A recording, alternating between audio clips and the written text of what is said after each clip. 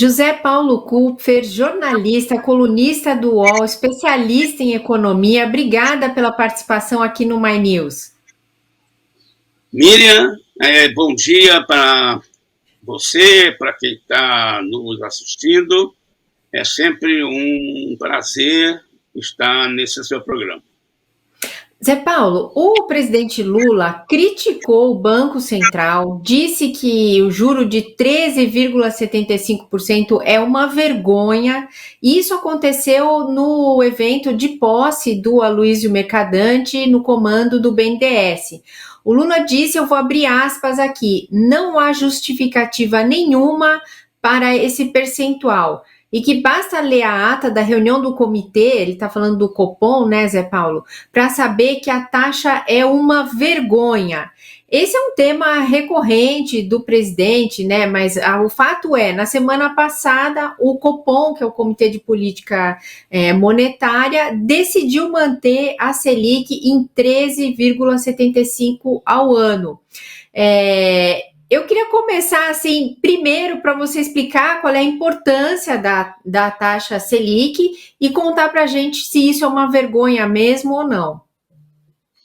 Tá bom. Eu já vou dar o spoiler aqui. Nessa briga aí, todo mundo tem razão, mas também ninguém tem, entendeu? A taxa Selic, chamada taxa Selic, que é a taxa usada para comprar e vender títulos públicos, certos títulos públicos, é a taxa básica de juros da economia brasileira. Ela é a meta Selic, não é a taxa, mas a meta dessa taxa básica é fixada pelo Banco Central, quer dizer, chama Comitê de Política Monetária, o Copom, que é um comitê, mas ele é formado pelo presidente e por todos os demais diretores do Banco Central. Então, é o Banco Central que está operando e é o principal instrumento da política monetária no Brasil. Então, a política monetária é aquela que procura como vou dizer, administrar, fazer a gestão da liquidez da moeda, do dinheiro na economia. E a taxa básica, a taxa Selic, a meta, esses 13,75% no momento, é o que o Banco Central, nas suas operações, está garantir depois que decide qual é o nível de taxa básica de juros que vai fazer a inflação convergir para a meta, para o centro da meta do sistema de metas de inflação em vigor no passado. Então, o Banco Central, o Copom, persegue uma taxa de juros que vai fazer com que a quantidade de dinheiro na economia, que isso importa para a demanda de bens e serviços e para a oferta de bens e serviços, enfim, a quantidade de dinheiro na economia seja de um tal volume que faça com que a taxa de inflação, que é resultado da demanda e da oferta de bens e serviços, né, convirja para a meta do sistema de meta. Então, esse é o jogo todo. Um detalhe muito interessante, Miriam, é que nessa discussão, a história é que o Banco Central ficou independente agora em 2021 no governo Bolsonaro. E há milênios, 30 anos, se discutia a necessidade e o valor de um Banco Central independente no Brasil. Porque o Banco Central não era independente, mas nos últimos tantos governos, enfim, pelo menos de FHC para cá, incluindo Lula e até com Dilma, vamos dizer assim, o Banco Central, o presidente do Banco Central tinha autonomia informal. Ninguém se metia informalmente nas decisões do Banco Central. O governo, o executivo, o presidente, o ministro da Fazenda, da Economia, não se metia informalmente nessas decisões. Com a independência, o que ocorreu foi que o Banco Central virou formalmente autônomo. Então, tem uma lei que diz agora que o presidente e os diretores têm mandato fixo de 4 anos, que pode ser renovado por mais 4. Em rodízio, o presidente tem 4 anos, um outro diretor 4 anos, mas não coincide.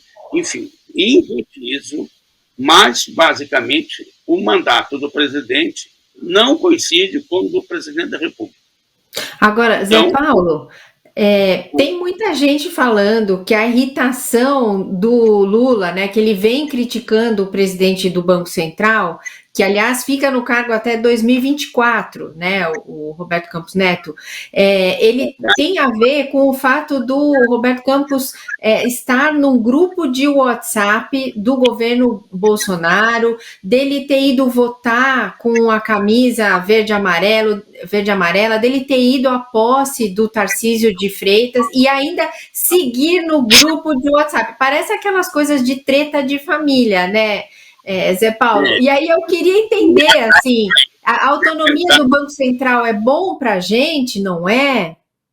Ainda frequentava churrasco do Ciro Nogueira, o principal ministro, chefe da Casa Civil do Bolsonaro. Bom, para terminar, que eu acho que é uma coisa curiosa. Então, o Banco Central brasileiro, o presidente e os diretores têm mandato fixo, mas o Banco Central brasileiro, a rigor, não é independente, porque ele persegue uma meta de inflação fixada pelo Conselho Monetário Nacional. Banco Central independente a rigor, tem alguns no mundo que são assim, é aquele que ele mesmo define qual é a meta de inflação.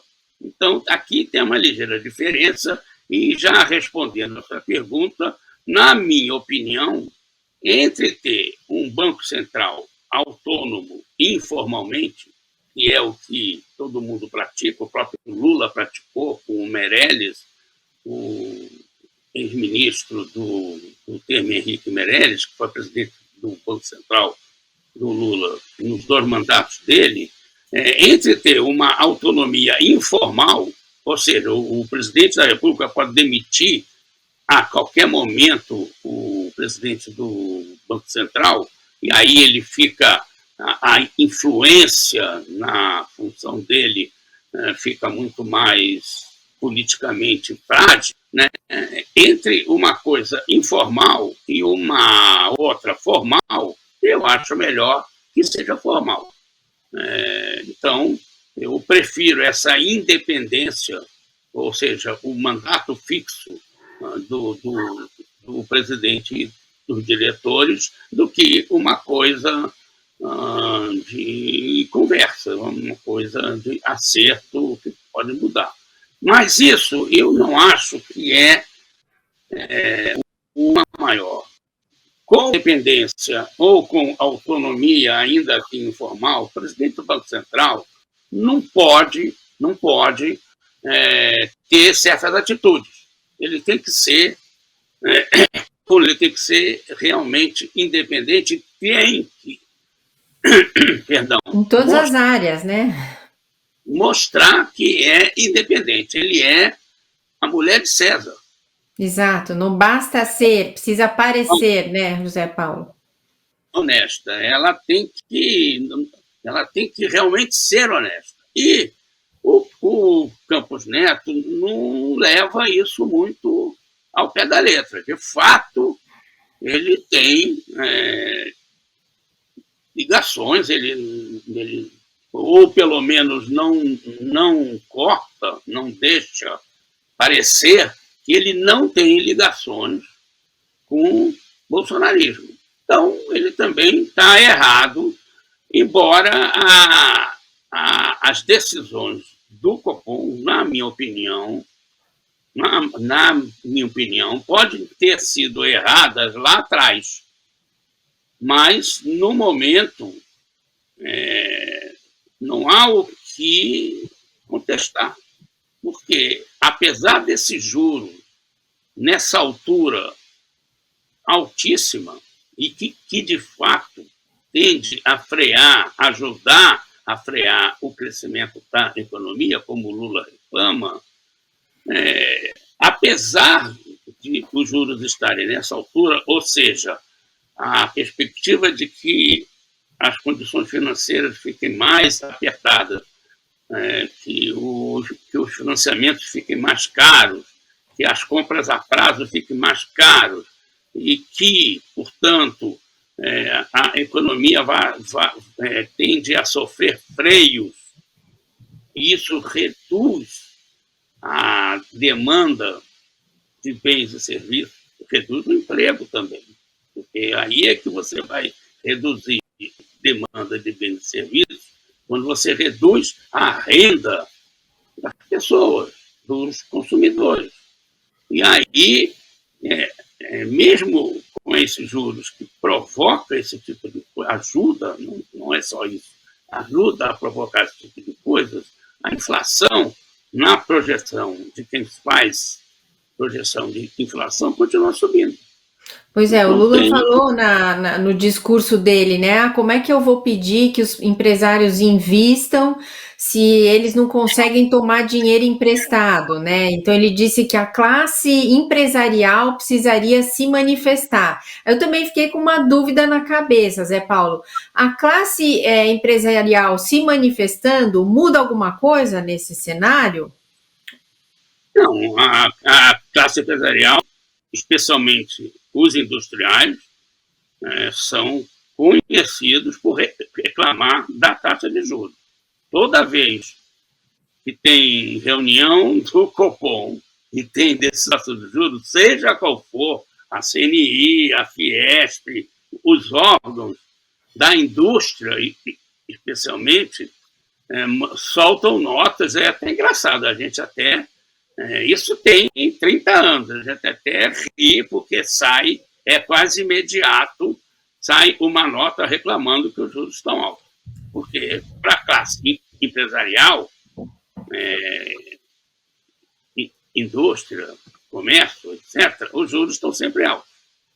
A dúvida que fica, a confusão, é se para os bancos juros altos são bons ou são ruins. Os bancos defendem que juros altos são ruins. Tem lá uma explicação. Juros altos, quem toma, ou quem tem menos pessoas tomam empréstimos, isso é ruim para a indústria dos bancos, podendo querer emprestar mais.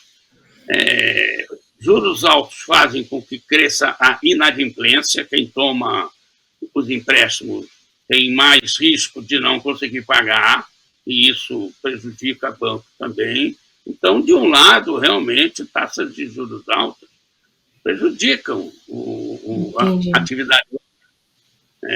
Elas são boas quando você tem assim, vamos ter menos pessoas tomando crédito, mas pagando mais caro, vamos ganhar mais vendendo menos. De toda maneira, também no setor financeiro, embora o senso comum ache que é bom para banco e para quem vive de renda, até pode ser que seja muito importante, mas a influência de quem vive de renda só sobre todas essas coisas também tem um certo limite. Então, essa é uma questão que envolve toda a política econômica. Por exemplo, eu pessoalmente acho que um dos problemas deste momento, dessa taxa de juros, de 13,75 nominal ao ano, muito alta, e ela é muito alta, Miriam. Ela em termos reais, quando você desconta a inflação prevista para os próximos 12 meses, para o próximo ano, não ano civil, mas os próximos 12 meses, ela é maior do mundo. Ela está, nesse momento, em 7,5% ao ano, a taxa real não é a taxa nominal de 13,5. De toda maneira, assim, vendo pelo senso comum, 13,75 é mais do dobro do que se está prevendo de inflação para esse ano, que é alguma coisa um pouco abaixo de 6%. Então, ela, por qualquer ângulo que você olhe, ela é muito alta. Ela é freadora do crescimento econômico, sem nenhuma dúvida. Por quê? Quem vai comprar, ou quem vai fazer investimento, normalmente ou se financia no crédito, ou faz a conta de qual é a vantagem à vista, enfim. O crédito está por trás desse cálculo. E com o crédito caro, muita gente desiste de compras e muita gente, empresários, desiste de investir ou de ampliar o seu negócio ou de renovar o seu negócio para que ele produza melhor. Tá certo. Uhum, no final dessa linha, desse roteiro, tem desemprego. Tem mais dificuldade para o emprego e menos renda. Menos renda é menos consumo, é menos demanda, aí, quem sabe, a inflação reflua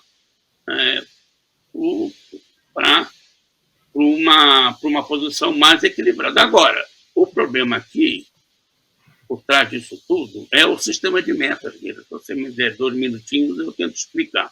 O sistema de metas é o seguinte: o Conselho Monetário fixa, 2 anos à frente, uma meta para a inflação.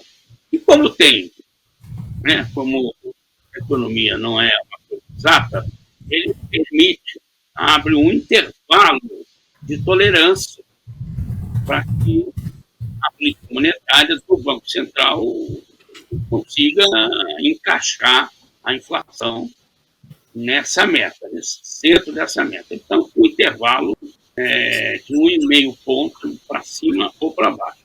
A meta de inflação, durante anos e anos, era 4,5%. No governo Temer, começaram a achar que estava alta.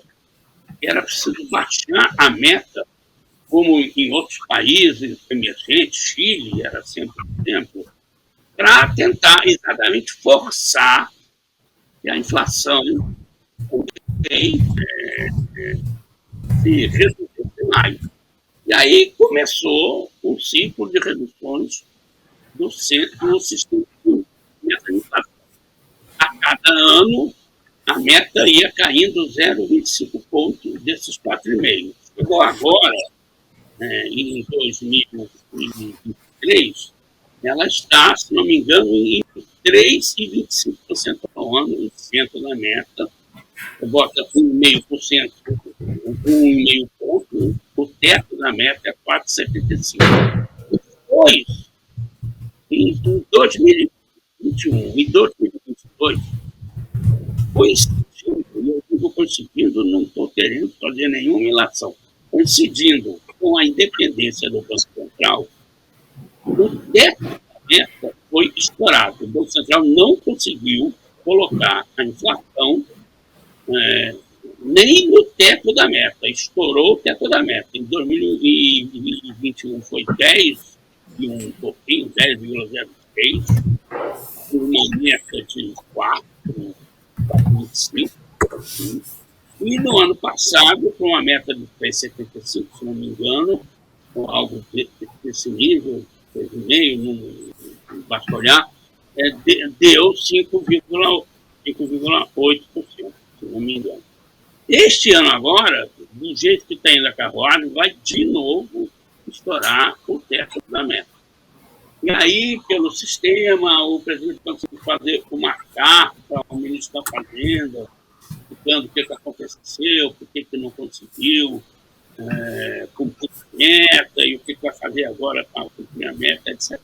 Então, e tem uma discussão enorme nesse momento, se não era o caso de aumentar a meta. E aí tem gente que acha que isso prejudica, pode braço, e tem gente que acha que é uma solução. E o engraçado, Miriam, é que tem gente daquele linha de pensamento ortodoxo achando que boa ideia aumentar a meta, e assim como gente de linha heterodoxa, achando também que precisa aumentar a meta.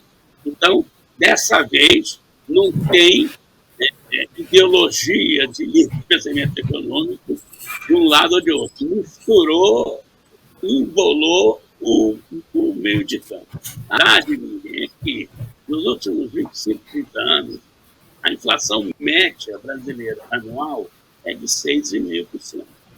Então, de fato, o sistema de metas, quando começou a ser baixado desse jeito, serviu a uma ideologia neoliberal meio aloprada, mais ou menos que nem eu quero pegar. Mas aí já é outro. Tá certo, eu gostei da ideologia aloprada, gostei da sua definição. Zé Paulo, eu sei que você tem horário, eu só queria te fazer uma última pergunta. Eu queria te ouvir a respeito da história desse caso das lojas americanas. O Zé Paulo, o Lehman tomou calote? É possível que tenha sido, de fato, uma fraude? Por que não se explica o que, de fato, aconteceu para os órgãos de fiscalização? Qual é que é a tua opinião sobre essa situação do caso das americanas? Eu não tenho, apesar de ser um caso rumoroso, bastante complicado, um escândalo mesmo, eu não tenho acompanhado de perto esse problema, mas a minha visão com experiência de acompanhar a economia há muito tempo, eu acho o seguinte, essa dívida impagável, esse calote, se formou ao longo de 2 décadas. E é impossível, por não ser por leniência, por falta de preocupação e fiscalização dos próprios acionistas, especialmente dos acionistas controladores e do governo, CVM, enfim, dos órgãos de fiscalização. É impossível, na minha opinião, o que tem acontecido, acumulado 40 bilhões de em um período longo, que ninguém tenha as empresas de auditoria e contabilidade, especialmente as que auditavam os balanços americanos, uma empresa enorme, tradicional, pulverizada. Pois é, como é que ninguém nunca percebeu isso, né, Zé Paulo? É uma coisa muito assustadora. Cadê os órgãos de fiscalização, né? A CVM. Não tem escapado de todos. Não tem escapado de todos e tenha chegado nessa situação complicadíssima, porque é tentacular e pega muito, muito, muito negócio, pega não só fornecedores, pega fundos que investem, pega pequenos acionistas. Olha, uma situação gravíssima e que durante 2 décadas foi se acumulando sem que ninguém gritasse. Pois é. Tá certo. O que está nu aqui é muito. Pode acontecer, aconteceu, mas fala mal dos nossos controles. Exato. Zé Paulo Kupfer, muito obrigada pela participação aqui no almoço do My News hoje. Tá bom, Miriam. Eu é que agradeço essa oportunidade, como eu sempre digo, conversar com você e outros colegas é uma hora boa para a gente melhorar até o que está pensando. Então, fico grato e fico à disposição. Bom dia a todos. Até a próxima.